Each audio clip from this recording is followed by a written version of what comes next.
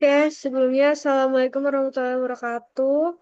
Selamat siang untuk teman-teman semua ataupun Ibu Ayu yang sudah membuka video ini. Jadi sebelumnya perkenalkan kami dari kelompok 3 akan mempresentasikan hasil diskusi kami. Sebelumnya perkenalkan saya Siti Nur Aziza dan rekan-rekan saya. Saya Hamid Al-Haidar dengan NIM akhir 061. Saya Zahra Tivia dengan NIM akhir 143. Saya Nika Zanistiamaan dengan NIM akhir 144. Oke, selanjutnya dipersilakan untuk yang membaca materi pertama.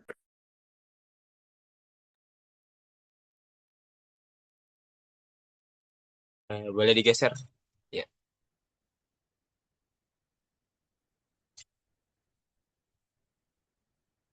Akun dan kelas transaksi siklus akuisisi dan pembayaran. Pada siklus akuisisi dan pembayaran, tujuan utama audit adalah memastikan bahwa seluruh transaksi, pembelian barang dan jasa serta pengeluaran kas telah dicatat dan disajikan secara wajar, sesuai dengan standar akuntansi yang berlaku. Nah, auditor akan memeriksa apakah transaksi yang terjadi benar-benar ada, dicatat secara lengkap, memiliki nilai yang tepat, dan disajikan pada periode yang sesuai. Dengan demikian, laporan keuangan dapat memberikan informasi yang andal bagi para pengguna laporan keuangan. Next.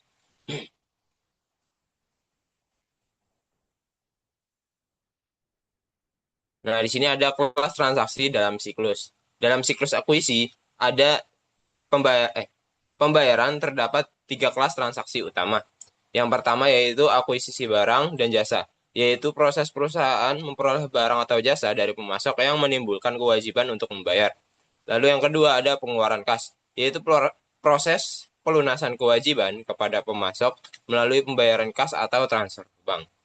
Nah, yang ketiga atau yaitu retur dan pengurangan pembelian serta diskon pembelian, yaitu transaksi kembalikan barang dikembalikan kepada pemasok atau perusahaan yang memperoleh potongan harga sesuai syarat pembeliannya. Nah, ketiga transaksi ini saling berkaitan dan memengaruhi akun-akun seperti persediaan, utang usaha, beban, dan kas. Next.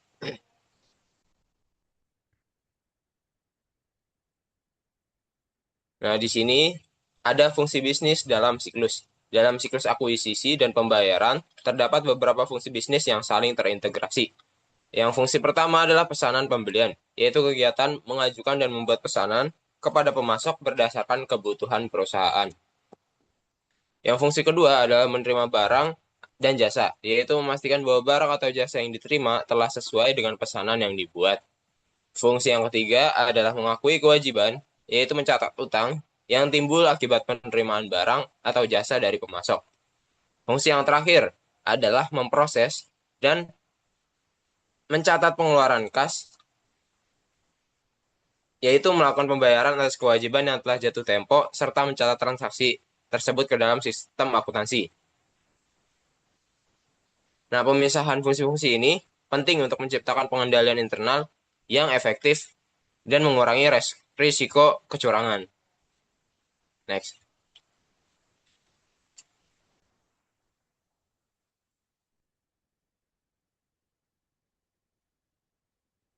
Nah, di sini ada penjelasan terkait pengakuan kewajiban. Setelah barang atau jasa diterima, perusahaan harus mengakui kewajiban kepada pemasok. Dokumen utama yang digunakan adalah faktur vendor yang berisi rincian barang atau jasa yang dibeli beserta jumlah yang harus dibayar. Jika terjadi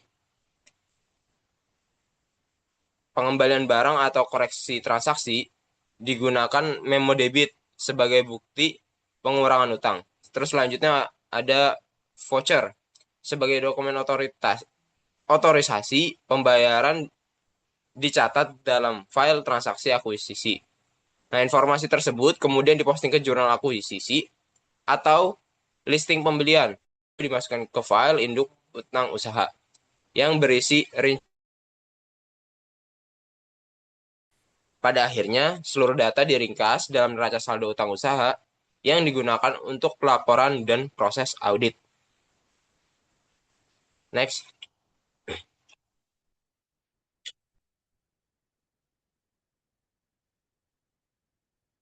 Lalu ada eh, memproses dan mencatat pengeluaran kas. Setelah kewajiban diakui dan telah jatuh tempo, perusahaan melakukan proses pengeluaran kas. Pembayaran yang biasanya itu dilakukan menggunakan cek atau transfer bank yang telah mendapatkan otorisasi dari pihak yang berwenang. Setiap pembayaran itu dicatat dalam file transaksi pengeluaran kas sebagai bukti bahwa kewajiban telah dilunasi. Nah, selanjutnya, transaksi tersebut dicatat dalam jurnal pengeluaran kas atau listing pengeluaran kas untuk memperbarui saldo kas dan mengurangi saldo utang usaha. Melalui proses ini, perusahaan dapat memastikan bahwa akurat dan terdokumentasi dengan baik.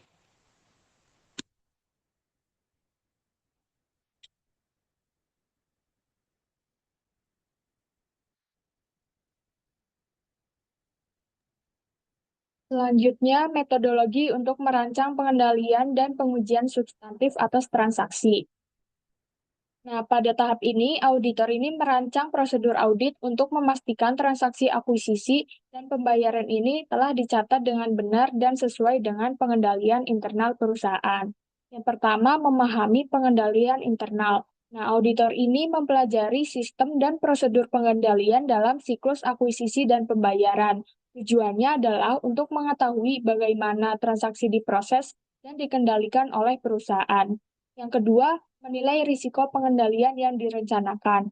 Nah, auditor ini menilai kemungkinan terjadinya kesalahan atau kecurangan apabila pengendalian internal tidak berjalan secara efektif.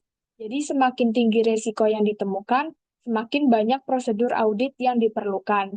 Yang ketiga, menentukan luas pengujian pengendalian. Nah, berdasarkan hasil penilaian risiko sebelumnya, auditor menentukan seberapa banyak pengujian yang perlu dilakukan untuk memastikan pengendalian internal ini benar-benar berfungsi sebagaimana mestinya.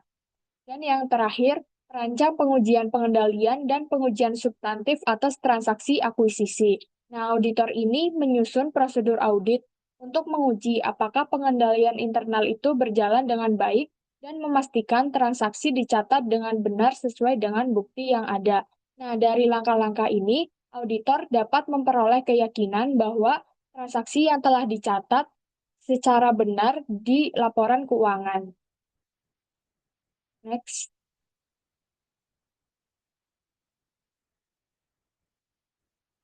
Selanjutnya, ruang lingkup pengujian pengendalian dan pengujian substantif atas transaksi. Nah, ruang lingkup pengujian dalam siklus akuisisi dan pembayaran ini dibagi menjadi dua bagian, yaitu pengujian akuisisi dan pengujian pembayaran. Yang pertama, pengujian akuisisi ini meliputi tiga fungsi utama bisnis, yaitu memproses pesanan pembelian, menerima barang dan jasa, serta mengakui kewajiban yang timbul akibat transaksi. Nah, tujuan pengujian ini adalah memastikan bahwa seluruh transaksi pembelian ini benar-benar terjadi, telah mendapat otorisasi yang tepat, dan dicatat secara lengkap secara akurat. Yang kedua, pengujian pembayaran. Nah, pengujian pembayaran ini berfungsi pada fungsi keempat dalam siklus ini, yaitu memproses dan mencatat pengeluaran kas. Jadi, auditor itu memeriksa apakah pembayaran dilakukan kepada pihak yang berhak sesuai jumlah yang seharusnya, serta dicatat dengan benar dalam pembukuan perusahaan. Nah, melalui dua pengujian ini, auditor dapat memastikan bahwa transaksi pembelian dan pembayaran ini telah dilaksanakan sesuai prosedur dan tidak mengandung salah saji material. Next.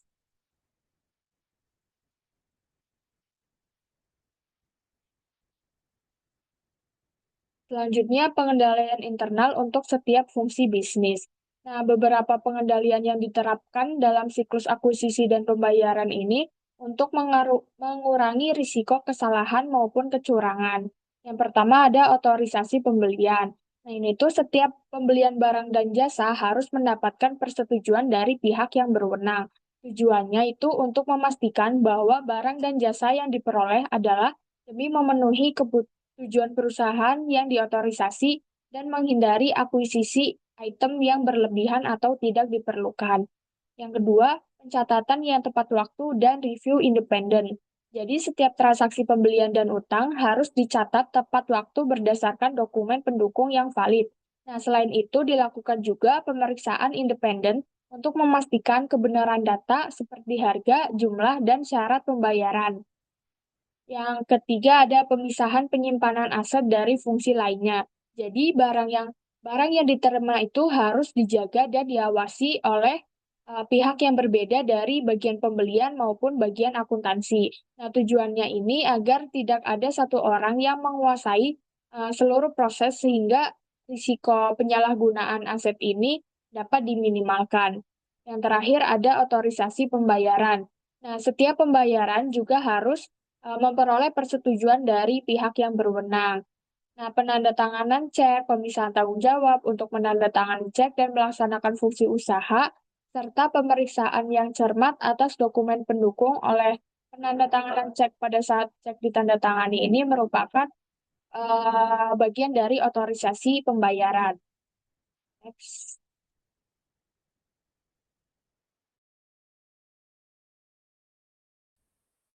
Oke, selanjutnya adalah merancang pengujian, pengendalian, dan pengujian substantif atas transaksi untuk akuisisi.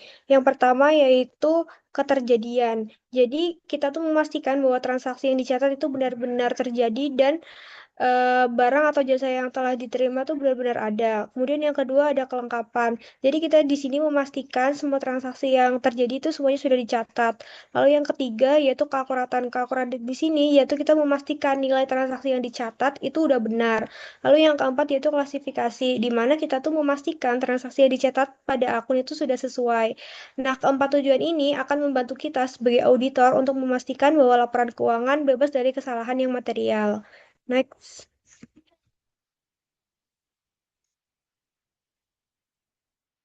Lalu ikhtisar tujuan audit yang berkaitan dengan transaksi, pengendalian kunci, pengujian pengendalian, dan pengujian substantif atas transaksi untuk pengeluaran kas.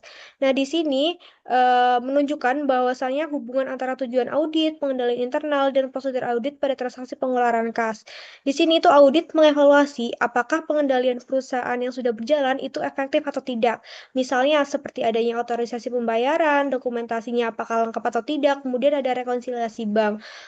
Lalu, auditor juga melakukan pengujian substantif untuk memastikan apakah transaksi pengeluaran kas ini benar-benar terjadi atau tidak, dicatat dengan lengkap atau tidak, akurat atau tidak, dan pada akun yang tepatkah atau masih kurang tepat.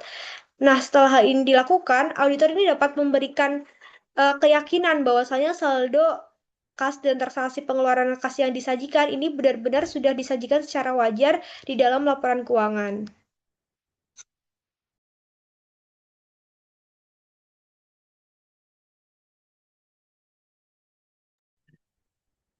Selanjutnya yaitu menjelaskan mengenai metodologi untuk merancang pengujian atas rincian utang usaha. Jadi utang usaha ini merupakan kewajiban perusahaan yang belum dibayar atas barang atau jasa yang telah diterima. Karena hampir seluruh transaksi dalam siklus akuisisi dan pembayaran akan berakhir pada akun utang usaha, maka akun ini menjadi salah satu fokus penting dalam audit. Metodologi pengujian utang usaha terdiri dari 3 tahap utama. Tahap pertama adalah penilaian resiko, yaitu langkah pertama yaitu mengidentifikasi resiko bisnis yang mempengaruhi utang usaha. Auditor ini harus memahami berbagai perubahan dalam sistem pembelian dan pembayaran perusahaan serta penggunaan teknologi e-commerce atau sistem rantai pasok yang semakin kompleks.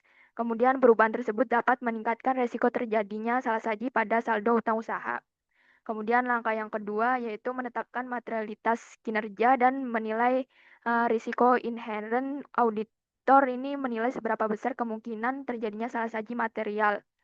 Nah, kemudian karena utang usaha ini biasanya terdiri dari banyak transaksi dan nilainya cukup besar, risiko inherent sering dinilai pada tingkat sedang hingga tinggi. Kemudian terutama terkait kelengkapan dan bisa batas transaksi. Langkah ketiga adalah menilai risiko pengendalian untuk siklus akuisisi dan pembayaran. Auditor mengevaluasi apakah sistem pengendalian internal perusahaan itu berjalan secara efektif. Jika pengendalian internal kuat, auditor dapat mengurangi pengujian lebih lanjut. Sebaliknya, jika pengendalian lemah, auditor perlu melakukan pemeriksaan lebih mendalam. Nah, kemudian pada tahap kedua yaitu pengujian pengendalian dan pengujian substantif atas transaksi. Pada tahap ini, auditor menguji apakah prosedur internal perusahaan itu benar-benar dijalankan sesuai ketentuan. Auditor juga memeriksa apakah transaksi akuisisi dan pembayaran telah dicatat secara benar, lengkap, dan tepat waktu. Hasil tahap ini akan membantu auditor menentukan seberapa besar pengujian saldo yang masih diperlukan. Kemudian pada tahap ketiga adalah pengujian saldo. Pertama yaitu auditor merancang dan melaksanakan prosedur analitis untuk utang usaha. Jadi caranya dengan membandingkan data tahun berjalan dengan tahun sebelumnya. Misalnya beban sewa, utilitas, atau beban lainnya. Perbandingan ini bertujuan mendeteksi adanya kejanggalan atau indikasi salah saji. Kemudian yang kedua yaitu auditor merancang pengujian atas rincian saldo utang usaha. Auditor itu menentukan prosedur audit yang digunakan, ukuran sampel, item yang akan dipilih, serta waktu pelaksanaan pengujian. Tujuan akhirnya adalah memastikan saldo utang usaha ini telah disajikan secara wajar, lengkap, akurat, dan benar-benar merupakan kewajiban perusahaan. Hal ini perlu diperhatikan adalah bahwa dalam audit kewajiban ini masuk utang usaha kurang Ya, saji atau kewajiban yang belum dicatat, berbeda dengan audit aset yang lebih fokus pada risiko lebih saji. Jadi ketiga tahap tersebut ini penilaian risiko, pengujian, pengendalian, dan transaksi, serta pengujian saldo menjadi dasar bagi auditor untuk memperoleh keyakinan bahwa saldo utang usaha ini dalam laporan keuangan telah disajikan secara wajar dan dapat dipercaya.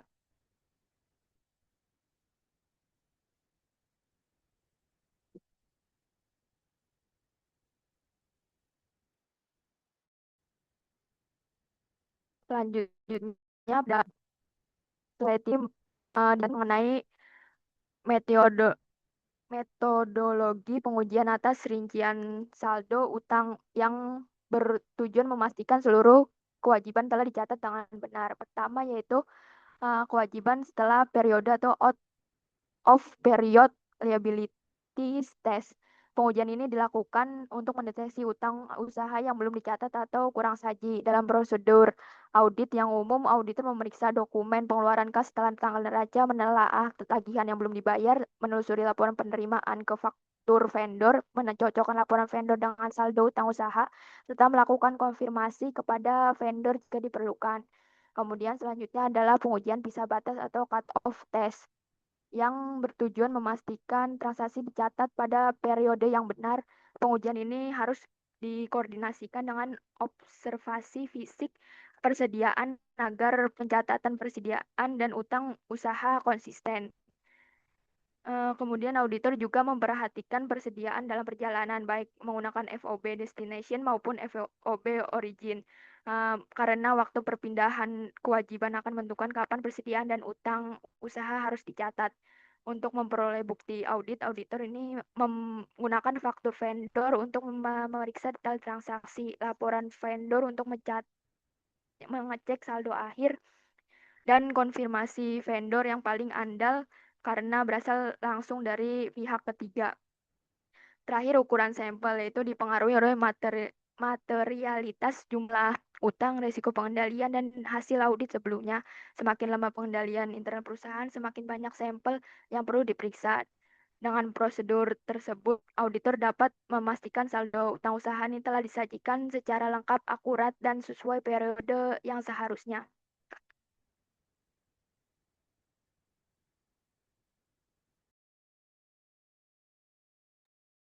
baik teman-teman semua dan Ibu Ayu, sekian presentasi dari kelompok kami. Kurang lebihnya mohon maaf. Semoga apa yang kami sampaikan bisa bermanfaat. Sekian, terima kasih. Wassalamualaikum warahmatullahi wabarakatuh.